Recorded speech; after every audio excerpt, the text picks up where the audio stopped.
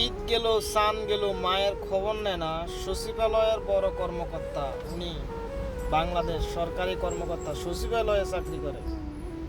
এমন সন্তান, কুলাঙ্গার সন্তান, মা বাপের না থাকাটাই ভালো।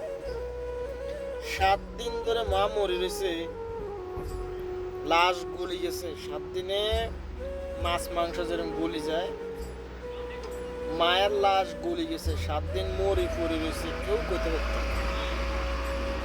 ঈদ গেল যে আর জানোয়ার, ঈদের সময় তো মা বাপের খবর লয় মানুষ।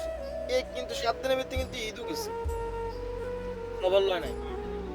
এখন মারা যাবার পরে যখন সমালোচনা হয়েছে হসপিটালে, না জানি কোথায় জানি ওনাকে দেখা গেছে, এখন জন্য জানাজানি হয়েছে সচিবালয়ে চাকরি করে।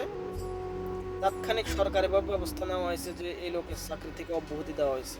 এটা শুনি বাংলাদেশ সরকার এবং এটা যারা ব্যবস্থা করছে এই লোকের চাকরি থেকে অব্যাহতি দেওয়া হয়েছে, সবাইকে ধন্যবাদ।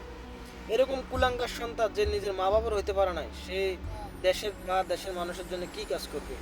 তো এদের থেকে আমাদের জনগণের কোনো উপকার হবে না। অবশ্যই এই ডিসিশনটা ভালো হয়েছে।